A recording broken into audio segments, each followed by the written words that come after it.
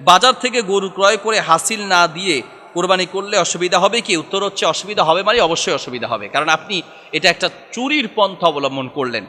আমাদের মানুষের কিছু মানুষের একটা বড় বদ অভ্যাস, এত লাখ টাকার গরু আপনি ক্রয় করলেন, মাত্র হাসিল করতে গিয়ে 1-1.5 বা 500-2,000 টাকা আপনার খরচ হবে, এটা না দিয়ে আমরা এখানে চুরির একটা পন্থা অবলম্বন করি। অনেকেই কি করে, গরুওয়ালাকে বলে দেয় যে আপনি নিয়ে চলে যান, বলবেন যে বিক্রি করবো না, এটা বলে চলে যাবেন, সামনে বাজারে গিয়ে দাঁড়ান, আমি টাকা নিয়ে আসতেছি, ওখান থেকে নিয়ে যাব। কি হবে? ওই যে হাসিল দেওয়াটা থেকে বেঁচে যাবে।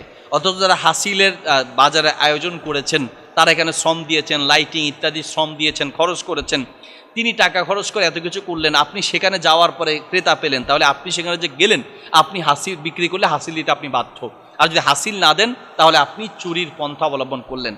হয়তো বা আল্লাহ কবুল করে নেবেন কোরবানি, কিন্তু আপনি যে চুরির পন্থা অবলম্বন করলেন, এই জন্য আপনি গুনাহগার হবেন। এই জন্য হাসিল না দিয়ে এই চুরির পন্থা অবলম্বন করা যাবে না। হ্যাঁ, বাজারে নেয় নেয়, বাড়ি থেকে বিক্রি করেছে, তাহলে হাসিল দেওয়া আবশ্যক নয়। আপনি আপনার বাড়িতে রেখে বিক্রি করেন, আপনি অন্য কোথাও বিক্রি করেন, কিন্তু যদি বাজারে আপনি নিয়ে যান আর বাজারে যদি হাসিল দেওয়া বাধ্য থাকে, তাহলে আপনাকে অবশ্যই সেখানে হাসিল দিতে হবে। হাসিল না দিয়ে কোরবানির পশু ক্রয় করে নিয়ে চলে গেলেন, তাহলে আপনি গুনাহগার হলেন।